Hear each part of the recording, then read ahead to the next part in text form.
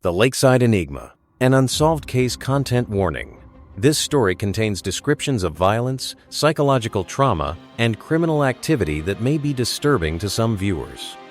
It is intended for audiences 18 years and older. All names and identifying details have been changed to protect the privacy of individuals involved in this case.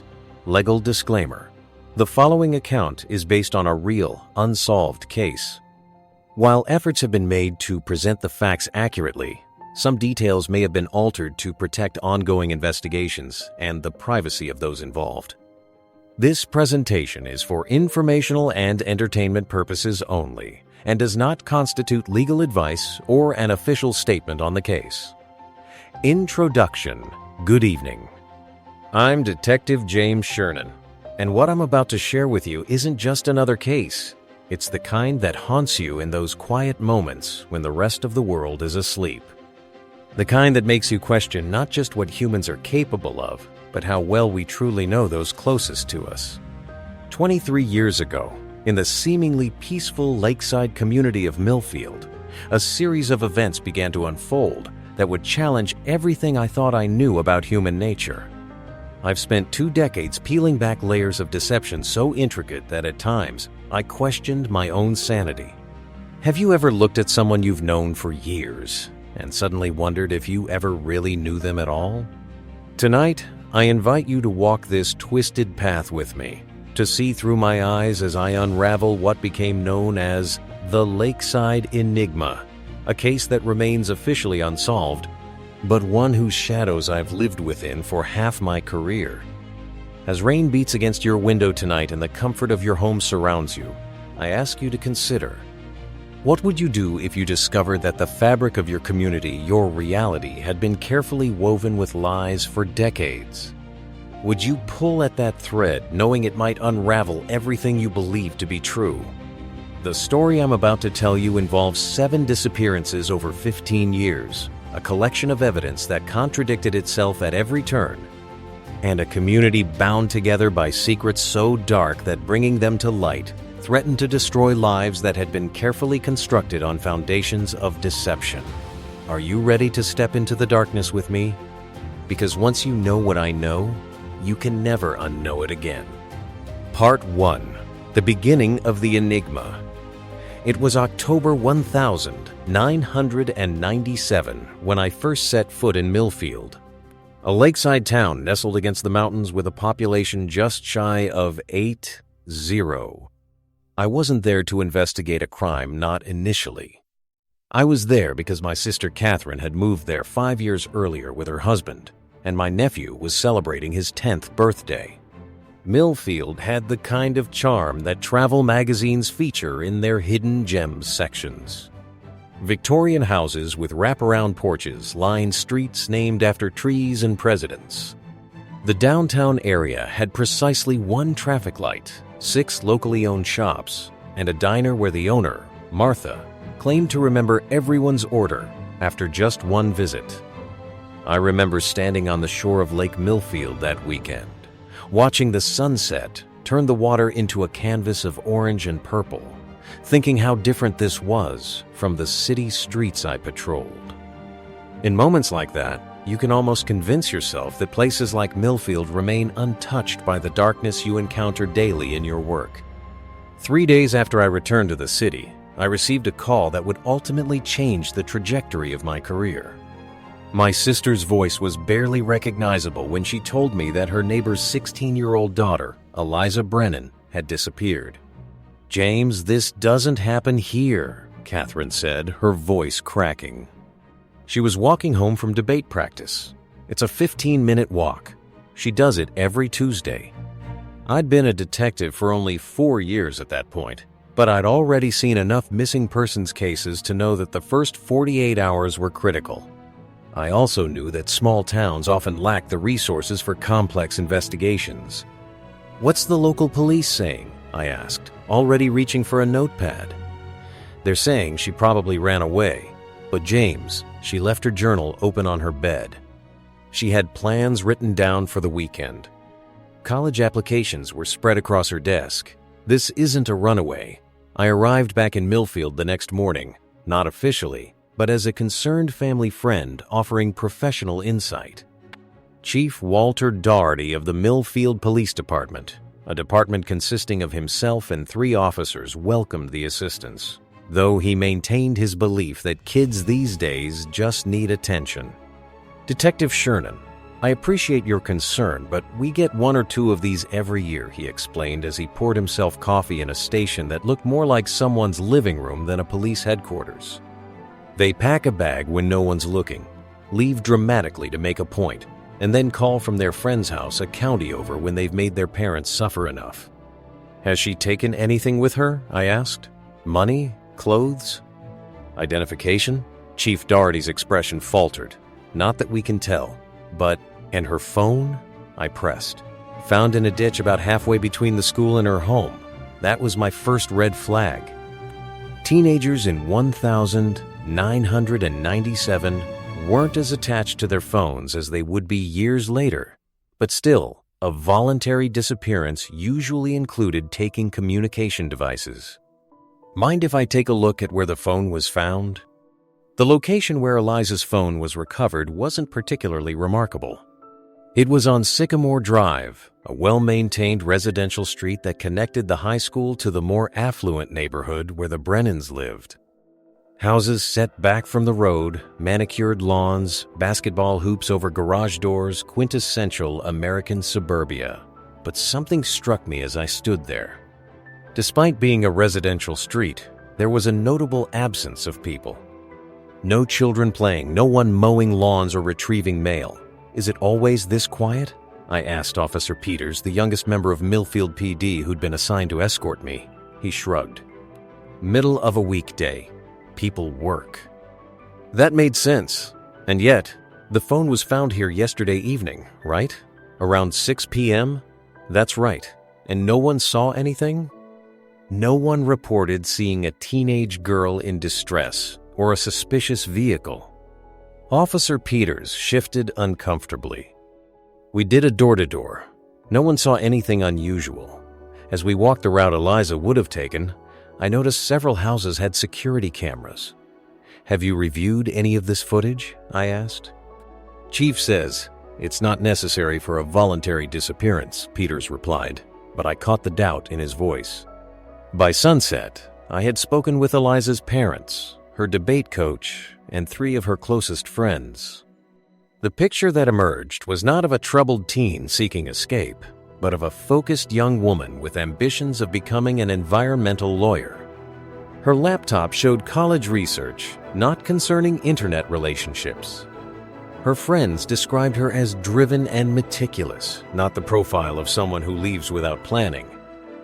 That night, I called my captain and requested temporary reassignment as a liaison to Millfield PD. I told him it was a professional courtesy to a small department dealing with a potentially complex case.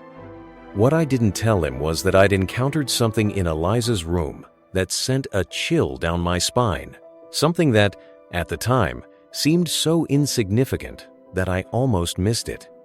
In her journal, dated 3 days before her disappearance, was a single line that read, I think someone has been watching the house again. Dad says I'm being dramatic. Part 2. The pattern emerges.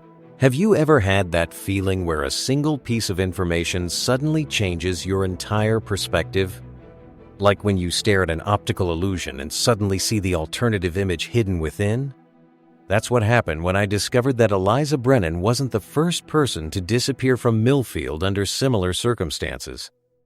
It took me 4 days of careful questioning and building trust with Officer Peters before he reluctantly mentioned Ellen McKenzie, a 42-year-old nurse who had disappeared 3 years earlier while jogging around Lake Millfield.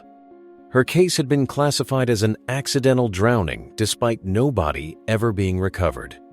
But there was never any evidence she went into the water, Peters admitted as we sat in his car, watching the high school let out. Her running shoes were found on the path, perfectly placed side by side. Who takes off their shoes before accidentally drowning? Why wasn't this investigated more thoroughly? I asked. Peters looked uncomfortable. Chief Doherty was close with Ellen's husband, Malcolm. Malcolm was, insistent that it must have been an accident or suicide, said she'd been depressed, and no one questioned this? Detective Shernan, you have to understand things work differently in small towns. Malcolm McKenzie isn't just anybody. His family practically built this town. The McKenzie lumber mill employed half the town until it closed in the 80s. Even now, the McKenzie Foundation funds our schools, our library, even part of the police department budget. That gave me pause. The police department is partially privately funded? Peters nodded. Welcome to small-town America. The next day, I made a call to an old academy friend who now worked at the State Bureau of Investigation. I needed to know if there were other missing persons cases in Millfield that hadn't made it onto the national databases. You're looking at a cluster? She asked, the interest evident in her voice. I'm not sure yet, just being thorough. 24 hours later, she called me back. James, you might be onto something. I'm sending you files on 7 missing persons from Millfield or within a 10-mile radius, spanning from 1,982 to 1,997. Only 2 made it into the national database because the others were classified as runaways, accidents, or in one case, a probable suicide. Any bodies recovered? I asked. None. 7 people. 7 disappearances. No bodies. Let me ask you something. What would you do with this information if you were me? Would you take it to the local police chief who had dismissed all these cases? Or would you start connecting the dots yourself? I chose the latter. The 7 missing persons created a pattern that was impossible to ignore once laid out chronologically. 1,982. Michael Torres, 19, college student home for summer break, disappeared while camping at Lake Millfield 2. 1,986. Rebecca Winters, 34, librarian, disappeared while walking home from a late book club meeting 3. 1,990. Jason Hoffman, 17, disappeared after football practice 4. 1,992. David Chen, 45, local doctor, disappeared while on a fishing trip at Lake Millfield 5. 1,994. Ellen McKenzie, 42, nurse, disappeared while jogging 6. 1,996. Sarah Williams, 28, newcomer to town, disappeared after her night shift at the hospital 7. 1,997. Eliza Brennan, 16, high school student, disappeared walking home from school. 7 disappearances over 15 years in a town of 8. 0 was statistically significant. Too significant to be coincidence.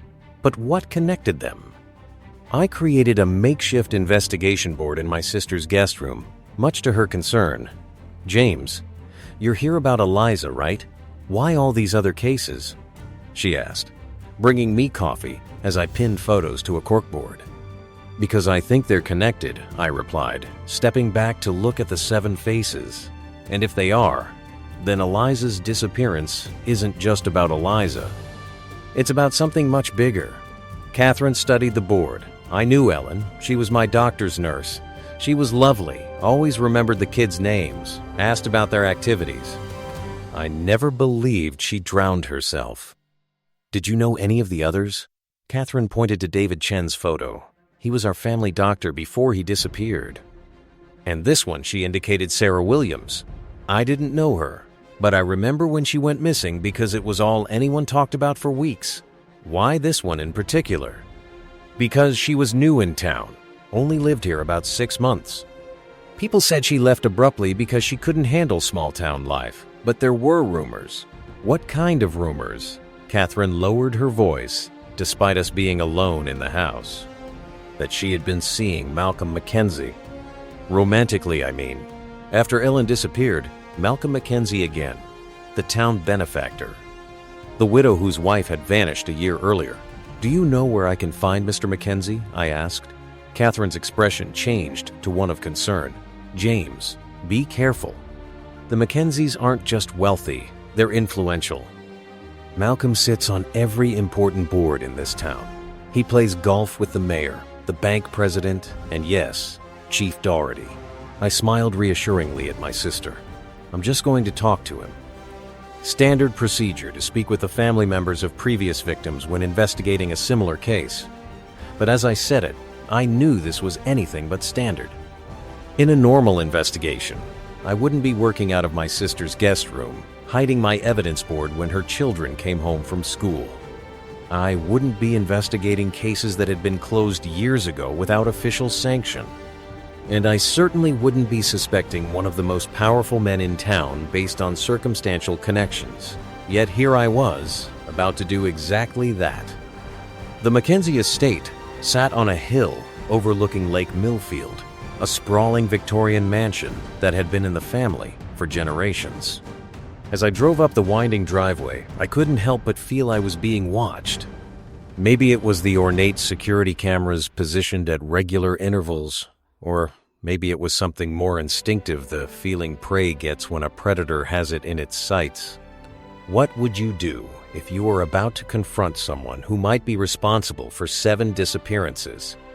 Would your hand shake as you rang the doorbell? Would your heart race? Or would you, as I did, feel an eerie calm descend, the calm that comes from knowing you're finally facing something you've been searching for? The door opened to reveal not Malcolm Mackenzie, but a woman in her early 30s with piercing blue eyes and an expression that suggested she'd been expecting me. "Detective Shernan," she said, not a question, but a statement. "I'm Vanessa Mackenzie, Malcolm's daughter. My father said you might come by. Please, come in." Part 3. The Mackenzie Connection. The interior of the Mackenzie mansion was like stepping into another era. Ornate woodwork, ancestral portraits, and antique furniture that looked like it had stories to tell. Vanessa Mackenzie led me through a grand foyer into a study where bookshelves stretched from floor to ceiling. "My father will join us shortly," she said, gesturing to a leather chair across from a massive oak desk. "He's finishing a call. Can I offer you something to drink?" "No, thank you," I replied, taking in the room. Every space held photographs Malcolm with various dignitaries. Malcolm cutting ribbons at local events. Malcolm with his arm around a woman I assumed was Ellen Mackenzie. "You're staying with your sister, I understand," Vanessa remarked casually, settling into the chair behind the desk. The statement caught me off guard. I hadn't mentioned my sister to anyone except the Millfield PD. "Yes," I replied, watching her carefully. "Catherine moved here about 8 years ago." Vanessa nodded. "Millfield is a small town, detective. We know our neighbors. And we notice when someone starts asking questions about old wounds." Before I could respond, the door opened, and Malcolm Mackenzie entered. He was in his late 50s, tall and distinguished with silver hair and the confident bearing of a man accustomed to commanding rooms. "Detective Shernan," he said, extending his hand. "Vanessa tells me you're looking into Eliza Brennan's disappearance. Tragic situation. The Brennans are good people." I shook his hand, noting the firmness of his grip. "Mr. Mackenzie, thank you for seeing me. I'm gathering background on similar cases in the area to establish any potential patterns." "Similar cases?" he repeated, moving around the desk to stand beside his daughter. "I wasn't aware there were other missing teenagers." "Not just teenagers," I clarified. "I'm looking at all missing persons cases in Millfield over the past 15 years, including your wife, Ellen." A shadow crossed his face. "My wife's case was concluded years ago, detective. She was suffering from depression after a miscarriage. The evidence suggested she took her own life. Yet no body was ever recovered," I noted. Malcolm's jaw tightened. "Lake Millfield is over 300 feet deep in places. There are underwater caves and currents. Many who have drowned there were never recovered. Like Michael Torres in 1982, I asked. Or David Chen in 1992? Malcolm's expression didn't change, but I noticed Vanessa shift slightly in her chair. I'm not familiar with those cases, Malcolm replied. Before my time on the town council, that was a lie. Malcolm had been born and raised in Millfield. He would have been in his 20s when Torres disappeared and well established in town when Chen went missing. Mr. Mackenzie, I'm trying to establish if there's a connection between these disappearances. Any insight you could provide would be valuable. I fail to see how my wife's suicide could be connected to the disappearance of a teenage girl, he said firmly. And I'm concerned that you're causing unnecessary pain by linking these unrelated incidents. Were you acquainted with Sarah Williams? I asked, changing tack. The question hung in the air for a moment. Vanessa looked at her father, whose expression remained impassive. She worked at the hospital, he finally said. I serve on the hospital board. I knew her professionally. She disappeared a year after your wife. Malcolm stood. Detective, I understand you're trying to do your job, but I think this conversation has reached its natural conclusion. Millfield is a safe community with a lower crime rate than anywhere in the state. Occasionally, tragic things happen, people leave. People make terrible choices. But suggesting some kind of conspiracy linking these separate incidents is unfounded and, frankly, irresponsible. I remained seated. Just one more question, if you don't mind. Where were you last Tuesday evening between 5 and 7 p.m.? The room temperature seemed to drop several degrees. Malcolm's eyes hardened. I was at a hospital board meeting until 6:30, then had dinner at the Lakeside Grill with the mayor and the hospital administrator. You're welcome to verify that with any of them. He moved to the door and opened it. I hope you find Eliza, Detective. I truly do. But you won't find her by dredging up painful memories for families who have already suffered enough loss. As I stood to leave, Vanessa spoke up. Detective Shernan, sometimes in your line of work, you must see patterns that don't exist. It's human nature to seek connections, to try to make sense of the senseless. But sometimes, tragedy is just tragedy. I looked at her, this polished woman with her father's piercing gaze. Ms.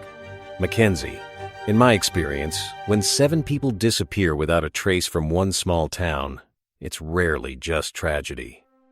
As I drove away from the Mackenzie estate, I noticed a black SUV pull out behind me. It followed me all the way back to my sister's house, maintaining a consistent distance. Never too close, but always present. Think about it. Have you ever felt like you were being watched? Like someone was just waiting to see what move you would make next? That's how I felt for the remainder of my time in Millfield. Eyes were on me, some obvious, like the patrol car that suddenly began making regular passes by my sister's house, and some more subtle, like the way conversations would stop when I entered the local diner. That night, I received a call from my captain back in the city. Shernan, what the hell are you doing up there? He demanded without preamble. Sir, I just got off the phone with Chief Doherty. He says you're harassing prominent citizens about cold cases that have nothing to do with your jurisdiction or assignment. I explained my suspicions about the pattern of disappearances, the connections I was finding, and the resistance I was encountering. My captain was silent for a long moment. James, listen to me carefully. You were sent as a courtesy consultant on a probable runaway case.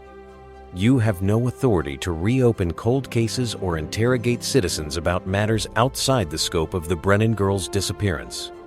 If you believe there's more to this, file a proper request with the State Bureau when you return. Sir, if I wait, that's an order, Detective. Wrap up whatever notes you have on the Brennan case and return to the city. Tomorrow, the line went dead. I stood in my sister's kitchen, phone in hand, feeling the walls closing in. Someone had made a call, someone with enough influence to have my own captain pull me back. What would you do? Follow orders and leave, potentially abandoning 7 victims?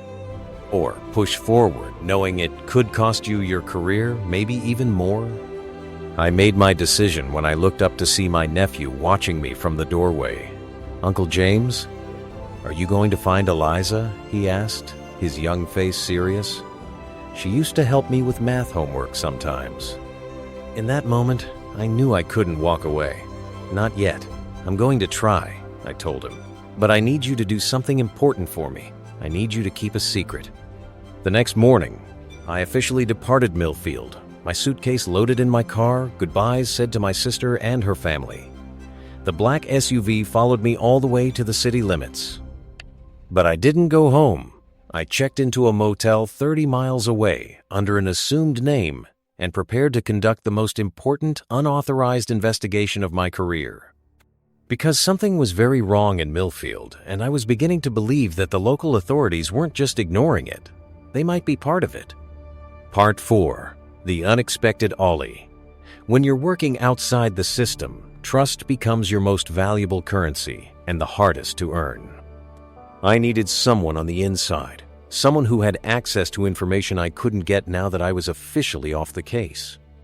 Officer Peters had shown doubt about the official narratives. He was young, newer to the force, perhaps not yet fully absorbed into whatever was happening in Millfield. He became my target. I called him from a burner phone 3 days after my departure.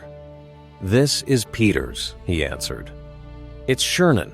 Don't react. Are you alone?" His voice dropped. "What are you doing? Chief said you went back to the city." "Officially, I did. I need your help, Peters." "I think you know these cases aren't right." Silence stretched between us.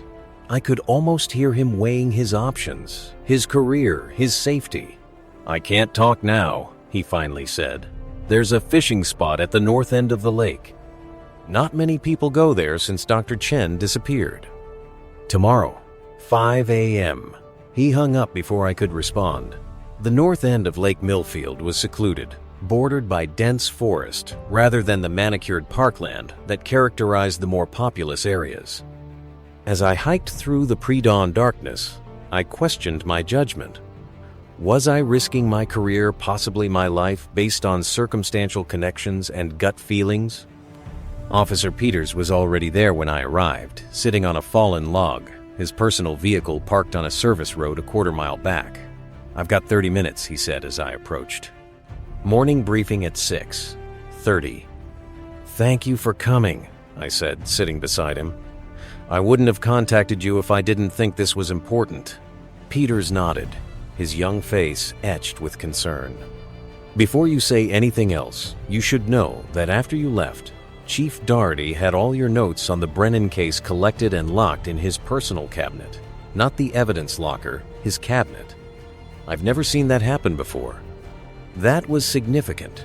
If the chief was securing my notes personally, he was concerned about what I might have discovered. I need to know what happened after the other disappearances," I said. "Not just the official reports, what people said, how the investigations were handled." Peters looked out over the lake, still dark in the early morning light. "I've only been on the force for 3 years. I was here for Ellen Mackenzie, Sarah Williams, and now Eliza. The patterns are the same each time: initial search, quick conclusion, case effectively closed within days. And no one questions this? You don't understand how things work here." Peters ran a hand through his hair. "Millfield Police Department has 4 officers total. Chief Doherty has been in charge for 20 years. The department runs on town funding and private donations." "From the Mackenzie Foundation?" Peters nodded. "Among others. But there's something else you should know. After Ellen Mackenzie disappeared, 2 officers who pushed to continue the investigation were let go. Budget cuts, officially and unofficially. They asked too many questions about Malcolm Mackenzie's alibi." Now we were getting somewhere. "What about his alibi?" "Malcolm claimed he was at a business dinner in the city when Ellen disappeared. One of the officers, Jackson, said he tried to confirm with the restaurant, but they had no record of Malcolm or his party that night." "Was this in the official report?" Peters shook his head. "No. Jackson told me this at his going-away party. He was pretty drunk, pretty bitter. Said he'd also found evidence that Ellen was planning to leave Malcolm, not kill herself. Financial records showing she'd been moving money to a separate account. I filed that away. What about Sarah Williams, the nurse? That was before my time, but..." He hesitated. "But what? My girlfriend works at the hospital." She said there were rumors that Sarah and Malcolm were involved. She also said that about a week before Sarah disappeared, they had a very public argument in the hospital parking lot. Sarah was heard saying something like, "I know what you did to Ellen. The pieces were starting to fit together, and no one reported this?" Peters gave me a look that conveyed volumes. To who? Chief Doherty, Malcolm's golf buddy? He checked his watch and stood. "I need to go, but there's something else. After you left, I pulled the dispatch records for the nights of all 7 disappearances, going back to 1,982, and on 5 of the 7 nights, including the night Eliza disappeared, our patrol patterns were changed. Officers were redirected away from the areas where the victims were last seen. That stopped me cold. On whose orders? That's the thing the log shows. The changes were made by dispatch, but our dispatch officer for the past 30 years, Linda, swears she never made those changes. She thought it was a system glitch. Or someone with access to the dispatch system was clearing the areas for abductions. Peters, I need copies of those dispatch records. Already done. He handed me a USB drive. I'm also trying to get access to Ellen Mackenzie's financial records, but they're not in our system anymore. I'd have to go through county records. As he turned to leave, I caught his arm. "Why are you helping me?" "You're risking your job, maybe more." Peters was quiet for a moment. "My sister was friends with Jason Hoffman, the kid who disappeared in '90. She never believed he ran away. It destroyed her for years, not knowing." He looked at me directly. "If there's a chance to get answers, real answers, I have to try." As I watched him walk back toward his car, I realized I'd just gained an ally, but also potentially placed him in danger. The question was, how deep did this conspiracy go, and who could we trust? I spent the rest of the day in my motel room, analyzing the dispatch records Peters had provided. The pattern was unmistakable once laid out chronologically. On the nights of 5 of the 7 disappearances, patrol cars that would normally have been in the vicinity of the abduction sites had been redirected to other parts of town, creating a window of opportunity for the perpetrator. Let me ask you, is it coincidence when the same glitch occurs 5 separate times, each time benefiting a potential abductor? Or is it evidence of careful planning by someone with access and authority? As night fell, I received a text from an unknown number. Check the hospital records for David Chen's last day at work, looking for restricted area access logs. Then, immediately after, delete this. Peters was digging deeper. The question now was, how much time did we have before someone noticed? Part 5. The turning point. Have you ever experienced that moment when scattered puzzle pieces suddenly form a recognizable picture? When the chaos of disconnected facts crystallizes into a pattern so clear that you wonder how you missed it before. That moment came for me at 2:17 a.m., 3 days after meeting with Officer Peters. I had been reviewing the materials repeatedly: victim profiles, timelines, locations of disappearances, witness statements. I'd created a map of Millfield with each disappearance marked, looking for geographical patterns. Nothing significant emerged. The victims had disappeared from various locations around town. But then I approached it differently. Instead of focusing on where they disappeared from, I looked at where they were going to or coming from. And there it was. 6 of the 7 victims had some connection to Millfield Memorial Hospital within 48 hours of their disappearance. Michael Torres, 1,982. Had visited his mother, who worked in administration, Rebecca Winters, 1,986. Had a routine physical 2 days before disappearing Jason Hoffman, 1,990.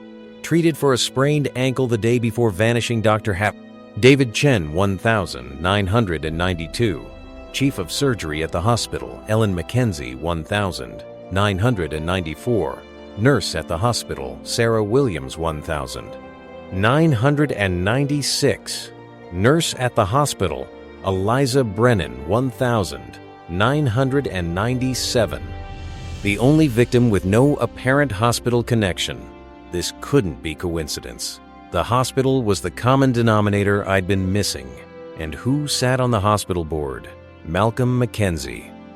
I was staring at my notes, processing this revelation when my burner phone rang. "Shernan," I answered. "It's Peters. I don't have much time." "I found something in the county archives about the hospital that you need to see." "The hospital?" His timing was uncanny. I just realized 6 of the 7 victims had hospital connections. "It's bigger than that," Peters said, his voice tense. The original Millfield Hospital burned down in 1981.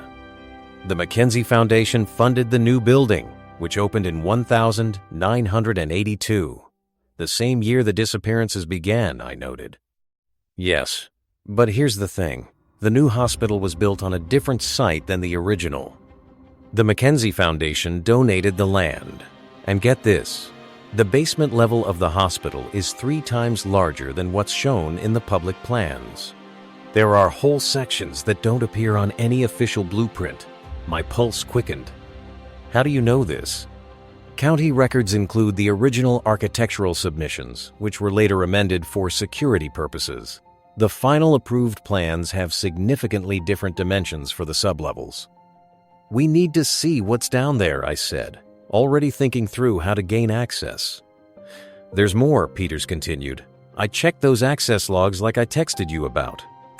On the day he disappeared, Dr. Sevendai, Chen accessed a restricted sub-basement area using his key card. It was the last record of his card being used.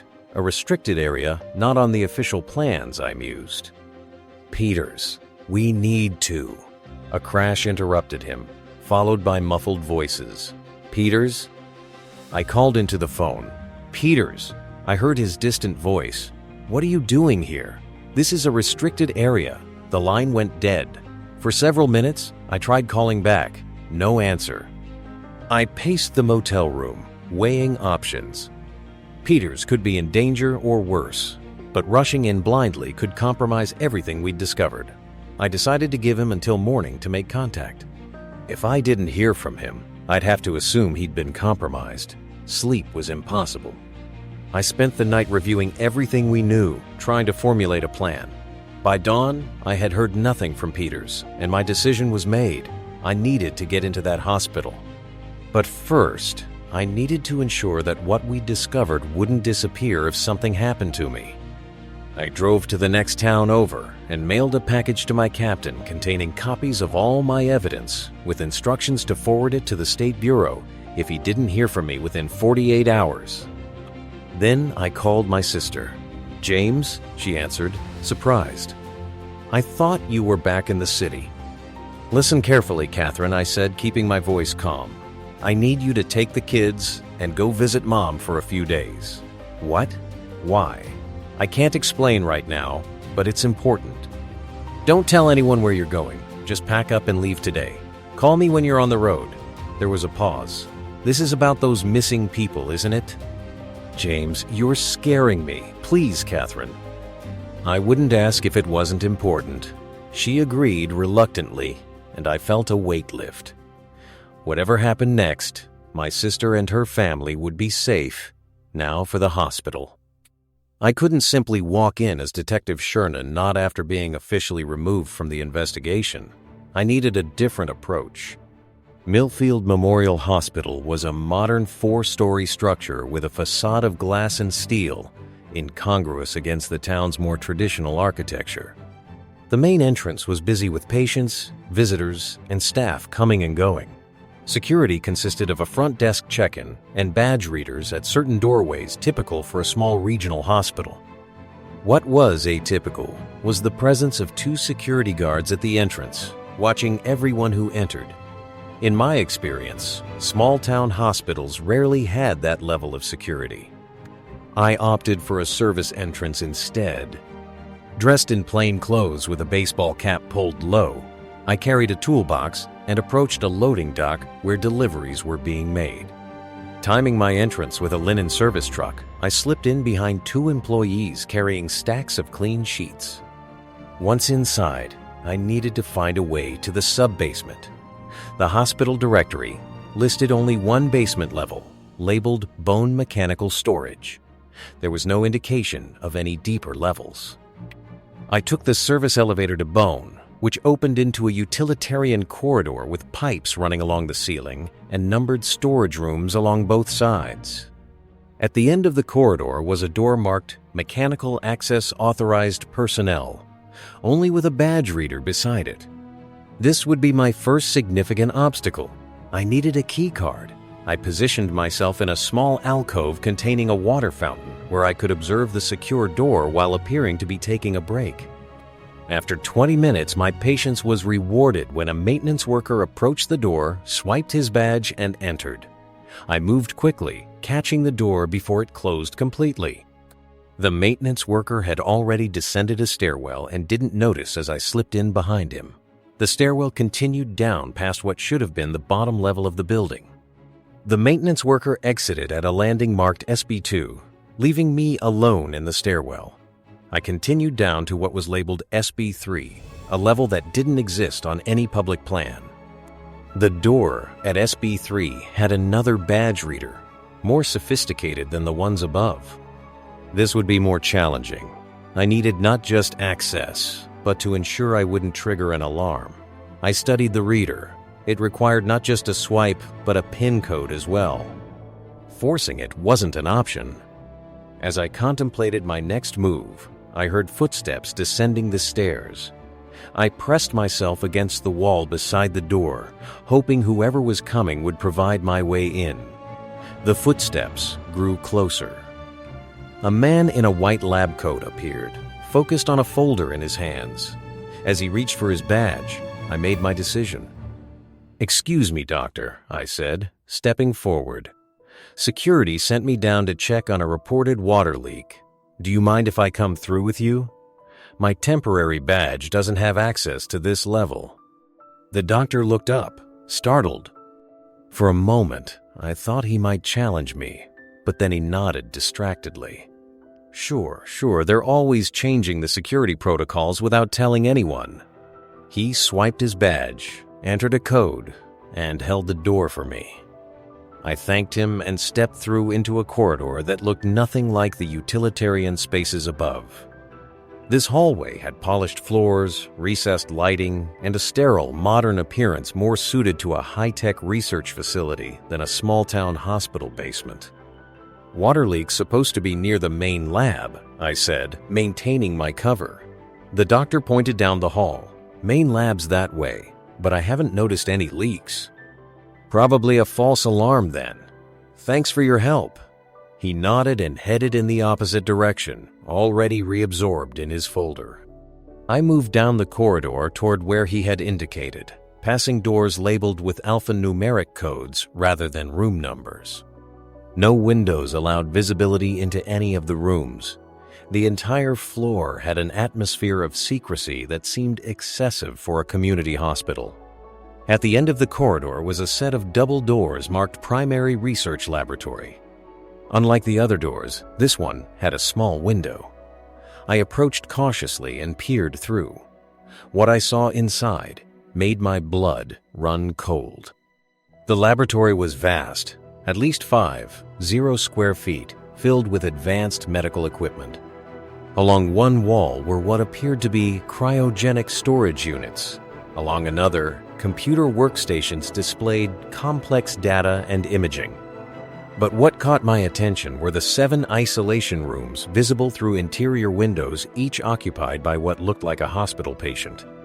From my limited vantage point, I could see medical staff in full protective gear moving between these rooms, checking monitoring equipment.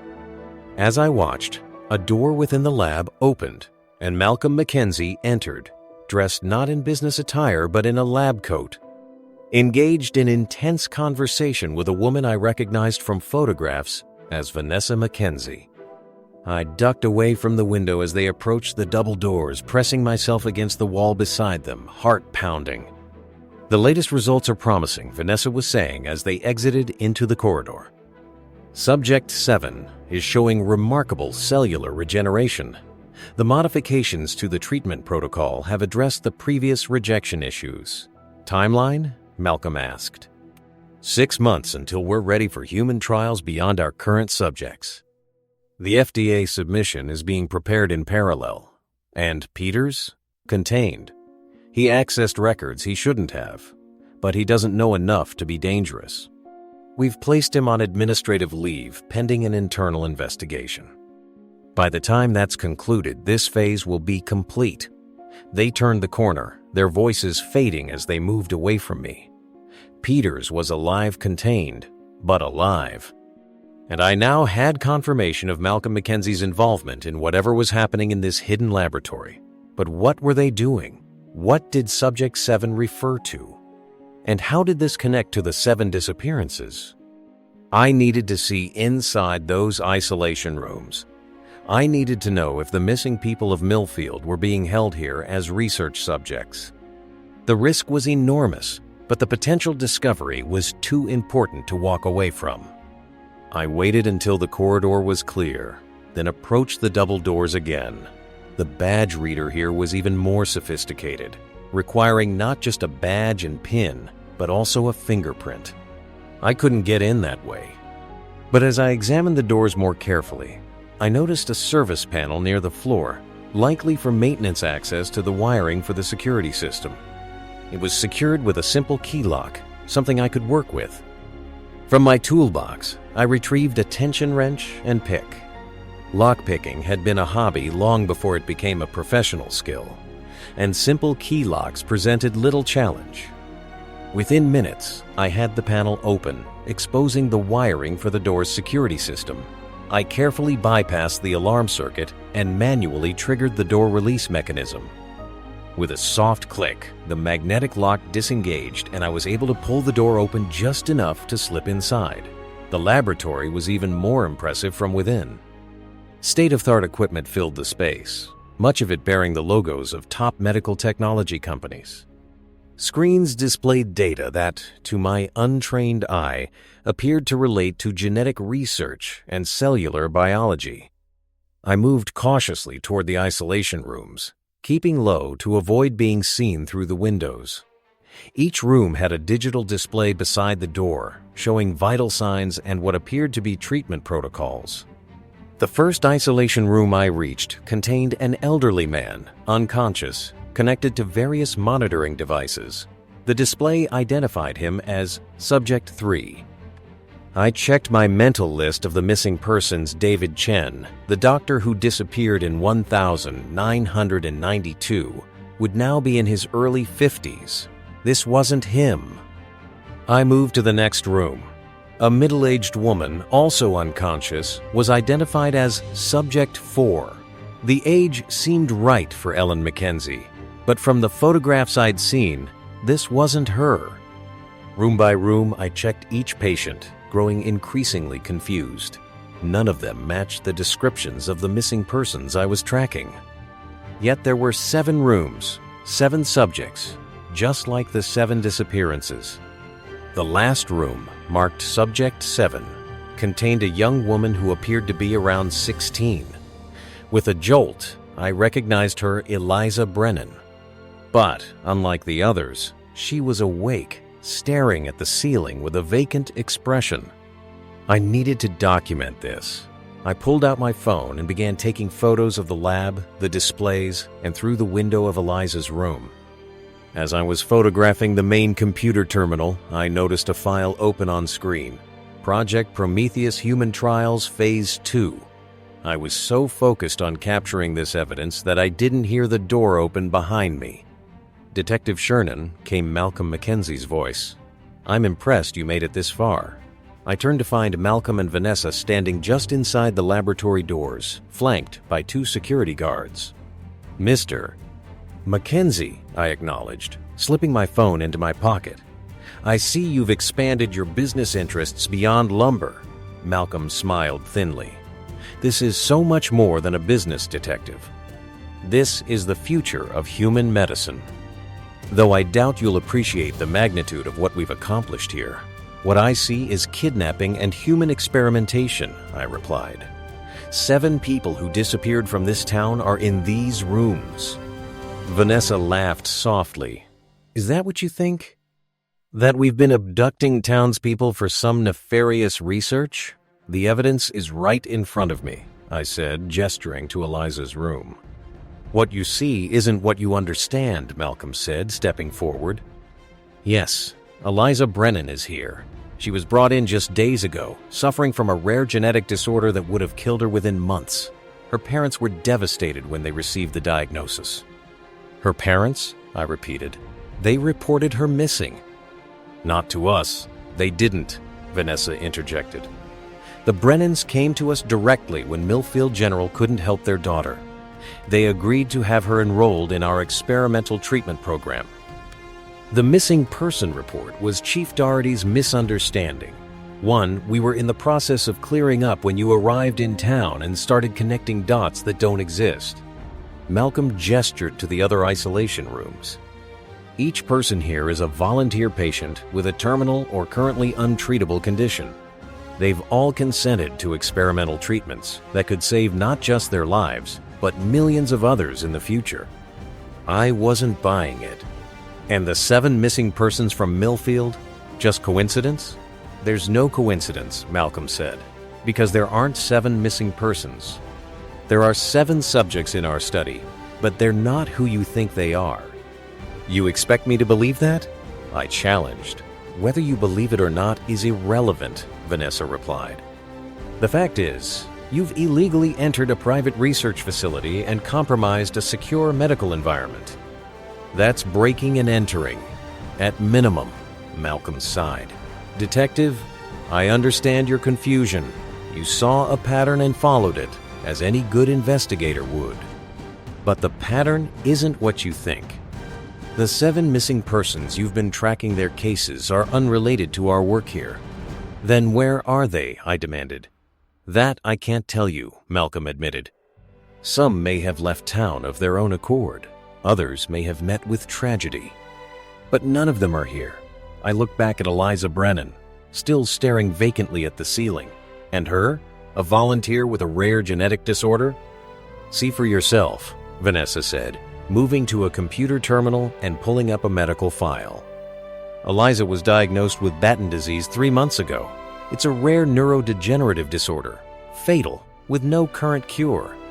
The debate practice story was a cover her parents created to prevent rumors while she received treatment." The medical file seemed legitimate, complete with diagnostic tests and physician notes from doctors outside the Mackenzie facility. "If this is all above board," I said, "why the secrecy?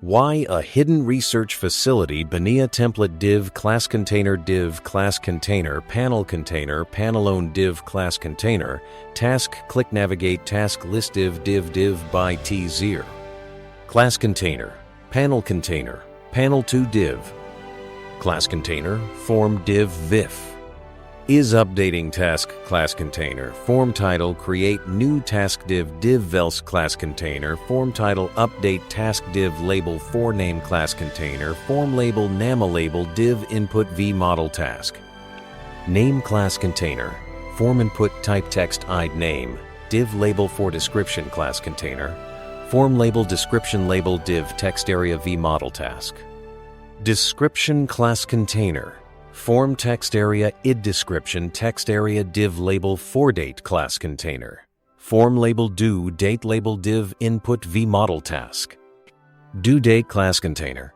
form input type date id date div vif date error class date error div label for priority class container form label priority label div select v model task priority id priority class container form select option value low option value medium option value high option select div label class container form label status label div.iv.ev.esh class container form checkbox group div class container form checkbox input type checkbox id not started value not started v model task status change handle status change label for not started label div class container form checkbox input type checkbox id in progress v model task. Status change handle status change label for in progress. In progress label div class container, form checkbox input type checkbox id completed value completed v model task. Status change handle status change label for completed label div class container form button group button vif is updating task class button. Click create task button vels class button click update task button class button click clear fields button div template script import ref on mounted computed from view import use router use root from vur router import use task store from stores task export default name create task setup const router use router const route use route const task store use task store const date error ref create a reactive task object const task ref name description due date priority low status not started. Check if the route is for updating a task. Const is updating task computed route. Name update task on mounted if is updating task. Value. Load the task data if it's an update const tasked route. Params. id.const existing task store tasks type t type task if existing task value existing task else redirect to task list if task doesn't exist router. Push.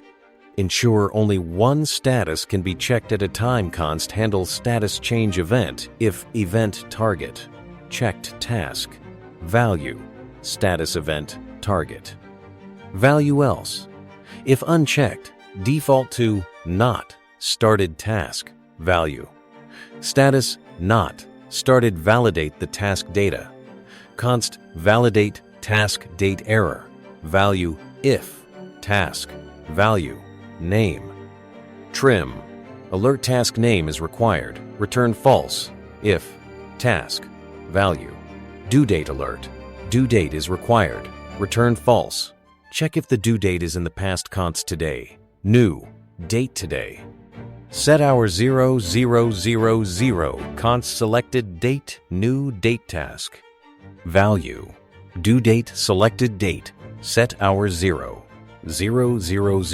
if selected date today date error value due date cannot be in the past return false return true create a new task const create task if validate task store add task value id.now toString created at new date toSo string router push update an existing task const update task if validate task store update task value router push clear all form fields const clear fields task value name description due date priority low status not started date error value navigate to a specified route const navigate route router push route return task is updating task date error handle status change create task update task clear fields navigate script style scoped container display flex height 100V width 100VW container panel padding 20px container panel width 20 background color 5 display flex direction column container panel 2 width 80 background color white display flex justify content center aligned items flex start padding top 5 tips container task padding 10px border radius 5px background color E000 cursor pointer transition background color 0 3's font weight 500 text align center container task hover background color 000 container Form width 60 max width, 600 px padding, 20 px border, 1 px solid Ezro 00 border radius, 8 px box shadow, 02 px, 4 px RGB 000. 1.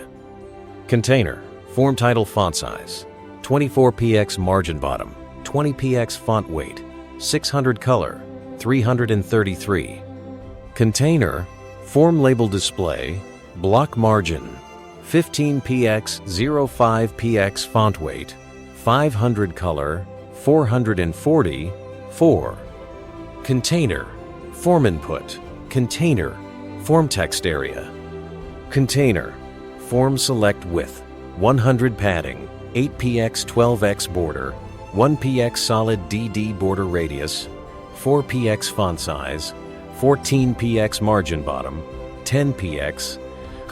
Container form text area height 100 px resize. Vertical container form select height 38 px background color white. Container form checkbox group display flex gap 20 px margin bottom, 20 px. Container form checkbox display flex alignitums center gap 5 px. Container form button group display flex justify content space between gap 10 px margin top, 20 px. Button padding 10 px 15 px border, none border radius, 4 px background color, 4 K50 color, white cursor, pointer font weight, 500 transition, background color 0. 3's flex 1. Button hover background color 45 A49. Button last child background color 44,336. Button last child hover background color D30 Twaftuv. Day terror color 44,336 font size, 14 px margin top, 5 px margin bottom, 10 px media max width, 760, 8 px. Container flex direction column. Container panelone width 100 height auto.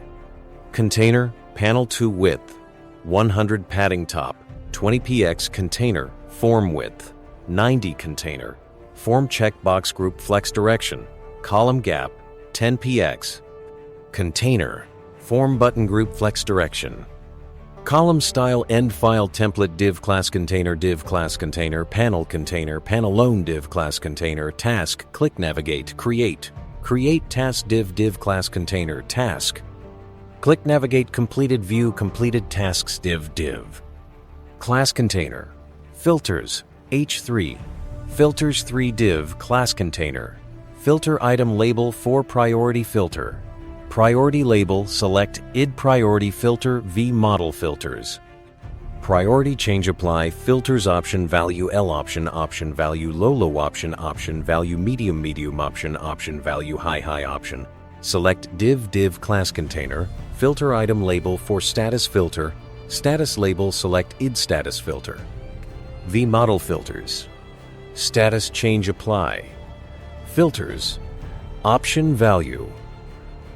value not started option value in progress option select div class container filter item label for due date filter due date label select id due date filter v model filters due date change apply filters option value all option value today option value tomorrow option value week this week option value month this month option select div class container filter item label for search label input type text id search v model search term placeholder search tasks input apply filters div class container filter item label for sort by label select id sort v model sort option change apply filters option value date as due date earliest option value due date desk due date, late stoption option value priority, desk priority, high stoption. Option value priority, AC priority low stoption option value name, AC name A's option value name, DC name Zauption. Select div, class container, panel 2 div. Vfiltered tasks. Length 0 class container. No tasks H2. No active tasks found 2P. Create a new task or adjust your filters to see tasks. P button, click navigate, create class create task button. Create new task button, div vels class container. Tasks H2 active, tasks 2, tasks card V4 task, in filtered tasks, chi task. Task. Delete confirmed. Delete update status. Update task. Status edit. Task. Div. Confirmation modal div vivshow delete modal class modal overlay div class modal content H3. Confirm delete 3 PR. You sure you want to delete this task? P div class modal buttons button click.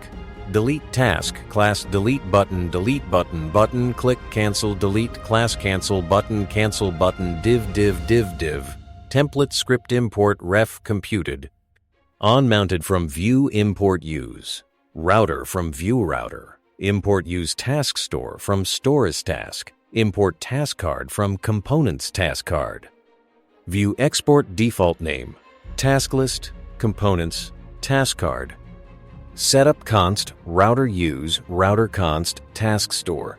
Use task store const, show delete modal refalse const, task to delete ref null const, search term, ref const, sort option, ref due date. Ask const filters ref priority. Status. Due date. Calculate filtered and sorted tasks, const filtered tasks, computed let result tasks, store tasks, filter task. Status. Complete. Apply search filter if search term. Value const term search term. Value. 2 lowercase result. Filter task. Name. 2 lowercase. Include sterm task. Description. 2 lowercase. Include sterm. Apply priority filter if filters. Value. Priority result. Filter task. Priority. Filters. Value. Priority. Apply status filter if filters. Value. Status result. Filter task. Status filters. Value. Status. Apply due date filter if filters. Value. Due date const today. New date today. Set hour 0 const tomorrow. New date today tomorrow. Set date tomorrow. Get date 1 const 1 week later. New date today 1 week later. Set date 1 week later. Get date 7 const 1 month later. New date today 1 month later. Set month 1 month later. Get month 1 result. Filter task const due date new date task. Due date switch filters. Value. Due date case today. Return due date. To date string today. To date string case tomorrow. Return due date. To date string tomorrow. To date string case week. Return due date today. Due date 1 week later case month. Return due date today. Due date 1 month later default. Return true. Apply sorting const sort by. Sort order, sort option. Value, split, result. Sorta. B. If sort by due date const data new data. Due date const date B new data. Due date return sort order as date A date B. Date B date A else. If sort by priority const priority map low. 1 medium, 2 high, 3 return sort order ask. Priority mappa. Priority map. Priority map. Priority mappa. Priority else if sort by name, return sort order ask, A, name, locale compareb, name, B, name, locale comparea. Name, return, 0, return result. Apply filters called when any filter changes const apply filters. This function doesn't need to do anything special since the computed filtered tasks will automatically update console. Log filters applied show delete confirmation modal const confirm delete task task to delete, value task, ID, show delete modal, value true delete the task const delete task if task to delete, value task store. Delete task task to delete, value show delete modal. Value false task to delete, value null, cancel delete operation const cancel delete, show delete modal, value false task to delete. Value null update task status const, update task status task id, new status const task store, tasks.find t.id task id if task task. Status new status task store. Update task task navigate to edit task page const edit task task id router. Push update task navigate to specified route const navigate route router. Push route load tasks on component mount on mounted task store. Load tasks. Return. Filtered tasks. Show. Delete modal. Search term. Sort option. Filters. Apply filters. Confirmed. Delete. Delete task. Cancel delete. Update task status. Edit task. Navigate script styles scoped. Container display. Flex height. 100 VH width. 100 VW container. Panel padding. 20 px. Container. Panelone width. 25 background color. 5 FFF display. Flex direction. Column gap. 15 px overflowy. Auto. Container. Panel 2 width. 75 background color. White. Overflowy. Auto. Container. Task padding. 10 px border radius. 5 px background color. E000 cursor. Pointer transition. Background color 0. 3's font weight. 500 text align. Center. Container.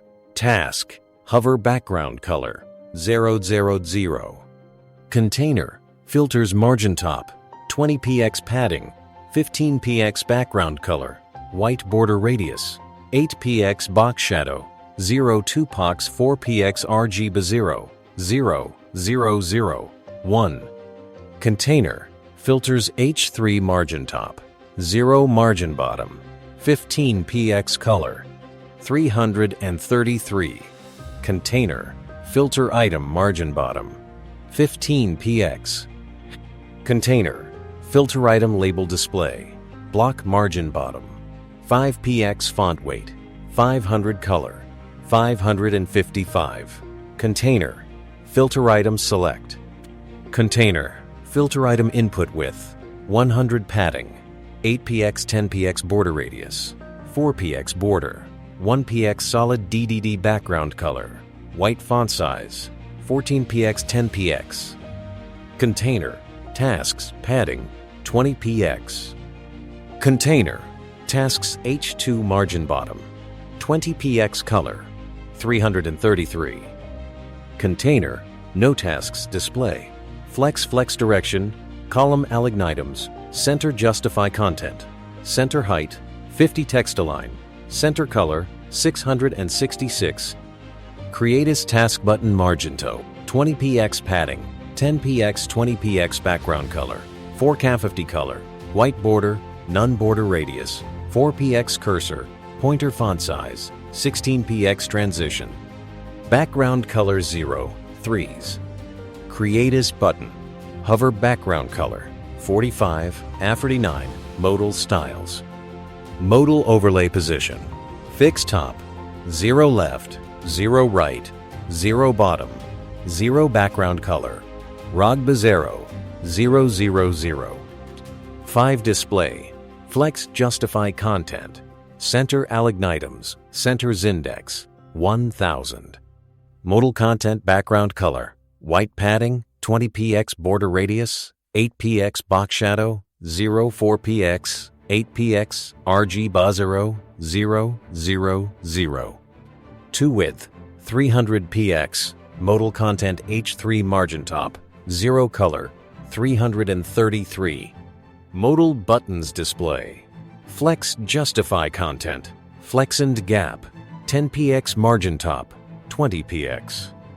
Delete button padding, 8px 12px background color, 44,336 color, white border, none border radius, 4px cursor, pointer, cancel button padding, 8px 12px background color, 9nne color, white border, none border radius, 4px cursor, pointer media max width, 768px. Container flex direction, column height, auto. Container, panelone. Container, panel 2 width, 100 container, panelone order, 2.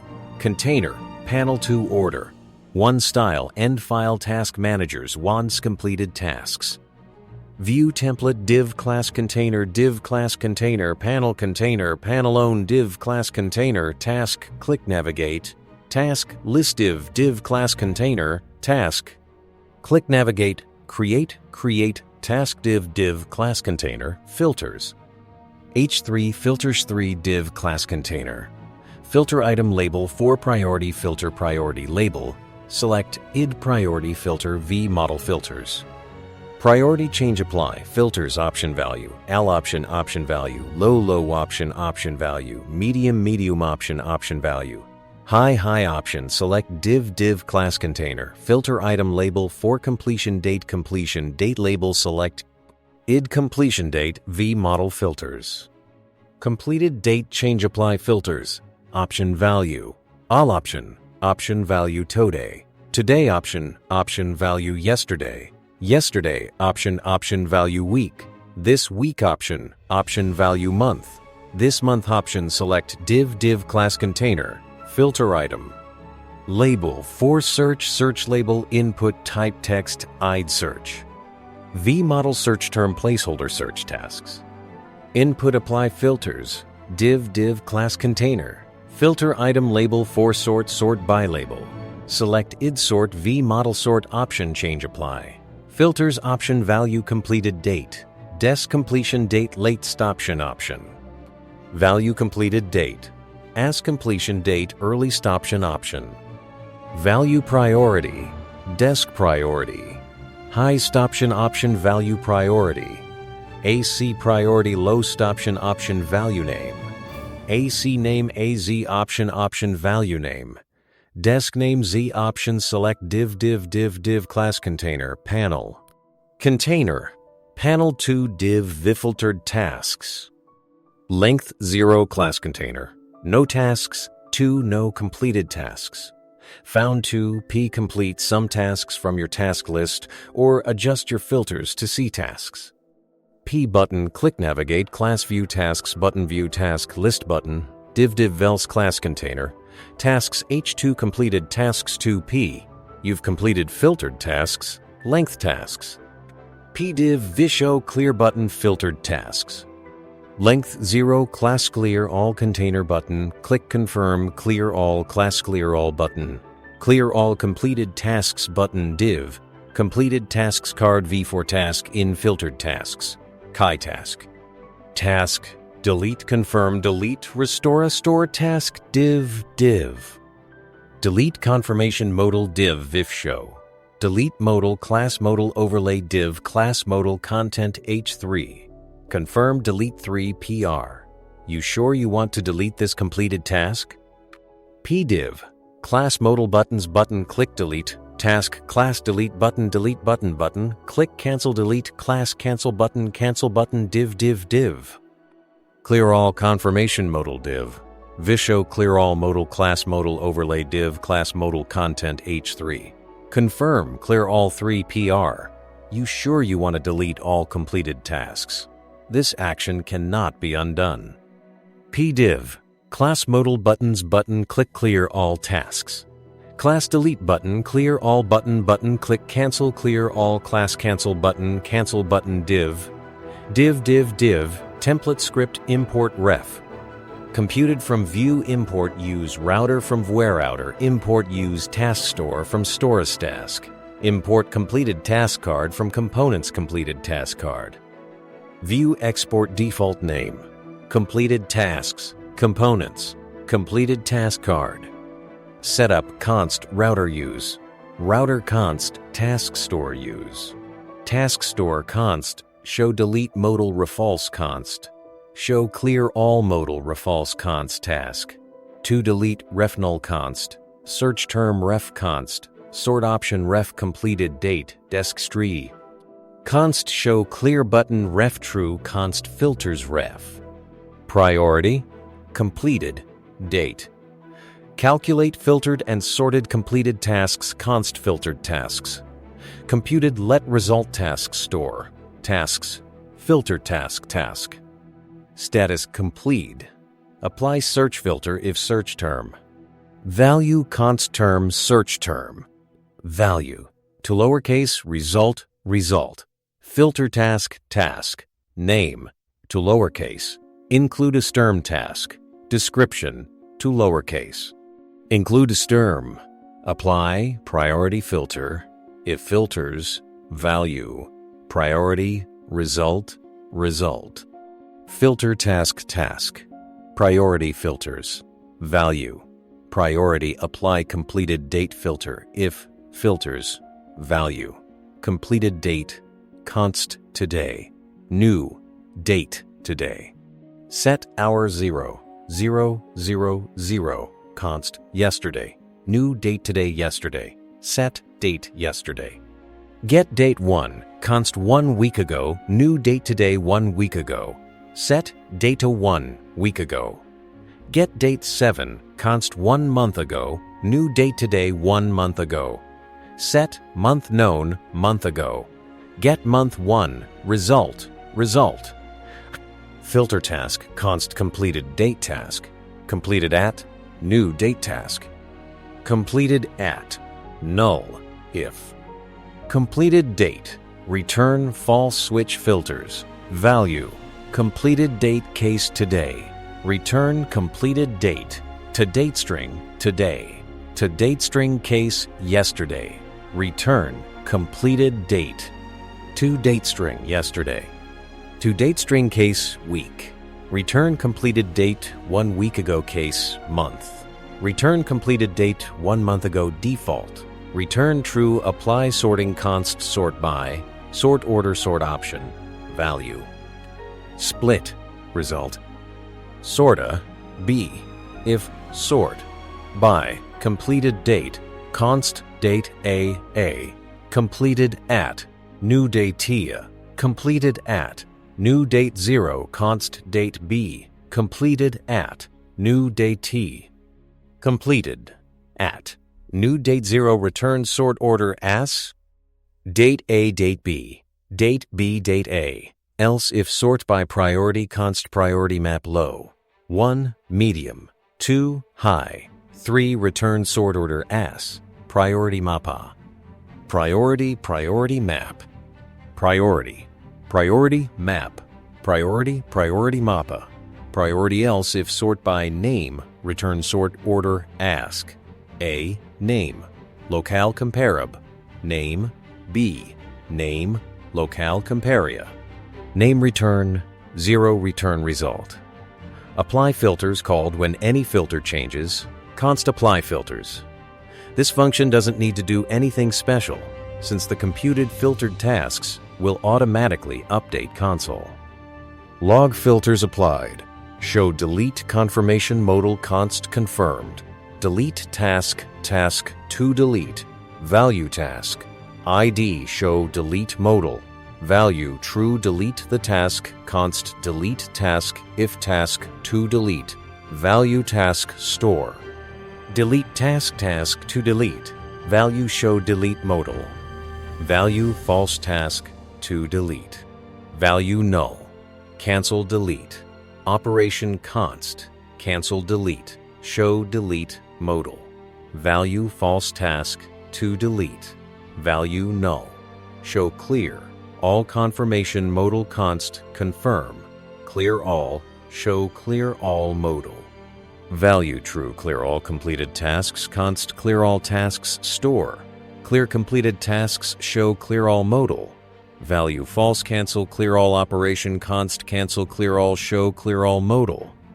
Value false, restore a task to active status, const restore task task store.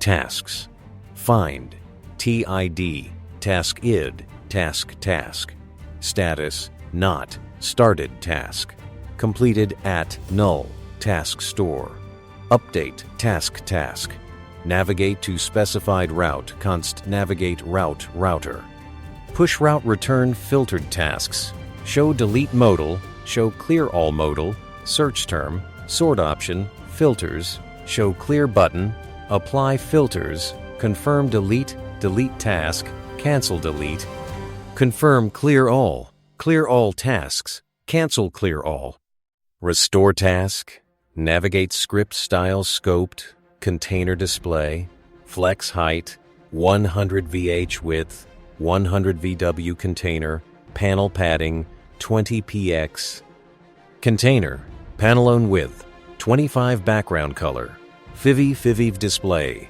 flex direction, column gap, 15 px overflowy, auto, container, panel to width, 75 background color, white overflowy, auto, container, task padding, 10 px border radius, 5 px background color, E0 W0 cursor, pointer transition, background color 0, 3's font weight, 500 text align, center, container, task, hover background color, 000, container, filters margin top, 20 px padding, 15 px background color, white border radius, 8 px box shadow, 0 2 pox 4 px RG Bazaro, 000. Container, filters H3 margin top, 0 margin bottom, 15 px color, 333 container, filter item margin bottom, 15 px is HAT. Container, filter item label display, block margin bottom, 5 px font weight, 500 color, 550, 5. Container, filter item select. Container, filter item input width, 100 padding, 8 px 10 px border radius, 4 px border, 1 px solid DDD background color, white font size, 14 px planks. Container, tasks padding, 20 px. Container, tasks, H2 margin bottom, 5 px color, 333. Container, tasks P margin bottom, 20 px color, 660. 6. Container, no tasks display, flex direction, column alignitums, center justify content, center height, 50 text align, center color, 666. View tasks button margin top, 20 px padding, 10 px 20 px background color, 4 K50 color, white border, none border radius, 4 px cursor, pointer font size, 16 px transition, background color 0, 3's. View tasks button, hover background color, 45 A49, clear all container margin bottom, 20 px display, flex justify content, flexend, clear all button padding, 8 px 16 px background color, 44,336 color, white border, none border radius, 4 px cursor, pointer font size, 14 px transition, background color 0. 3's. Clear all button, hover background color, D30 twoof, modal styles, modal overlay position, fixed top, 0 left, 0 right, 0 bottom, 0 background color, ragba 0, 0, 0, 0. 5 display, flex justify content, center alignitums, Center's index, 1000. Modal content background color, white padding, 20px border radius, 8px box shadow, 04px 8px RGB 0, 0, 0, 0. 2 width, 300px, modal content H3 margin top, 0 color, 333. Modal buttons display, flex justify content, flex and gap, 10px margin top, 20px.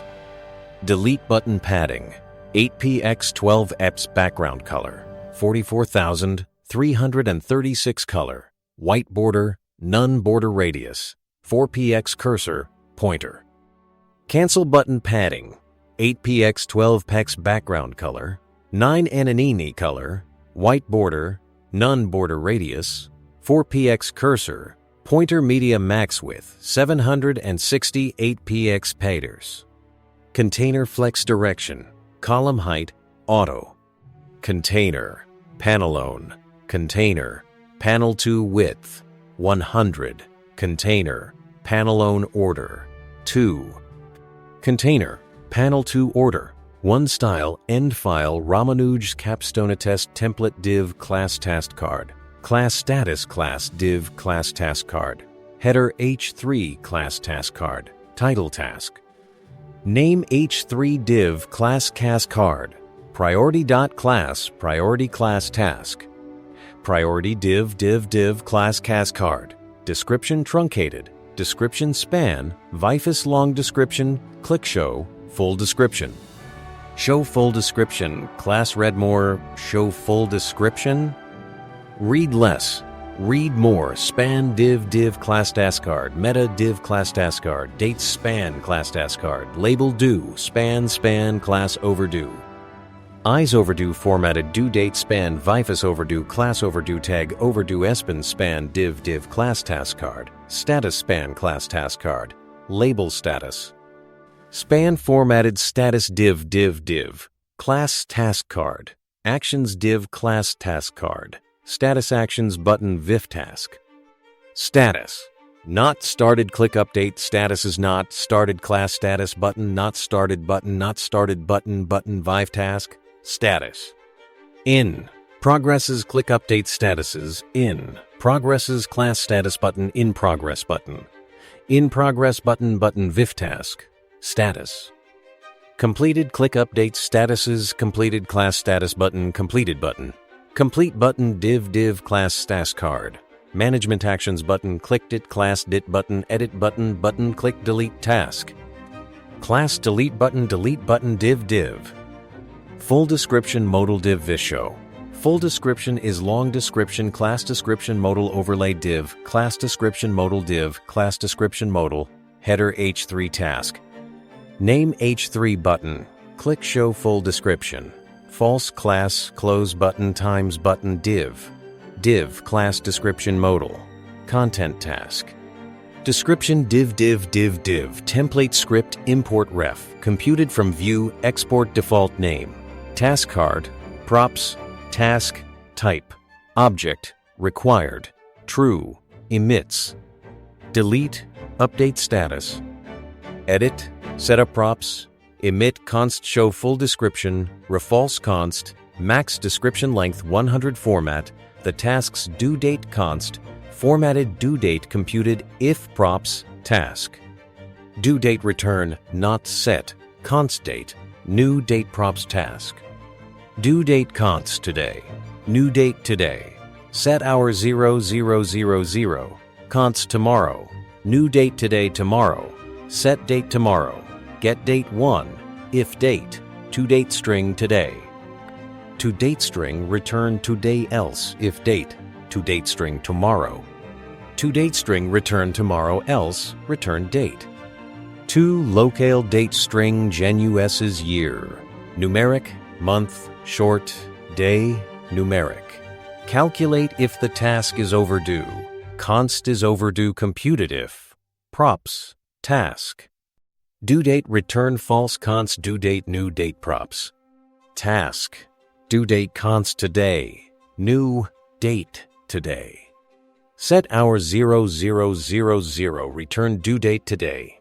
Format the status text const formatted status computed const status map not started, in progress. In progress, completed. Completed return status maprops task. Status props task. Status CSS class based on priority. Const priority class computed return priority props task priority. To lowercase CSS class based on status const status class computed return status props. Task. Status. To lowercase. Replace. Truncate description for display. Const truncated description computed if. Props. Task. Description. Return no description provided if show full description. Value props. Task.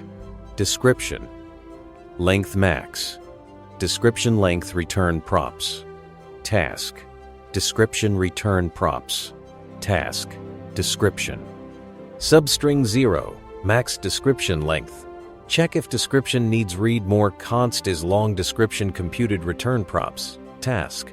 Description props. Task. Description.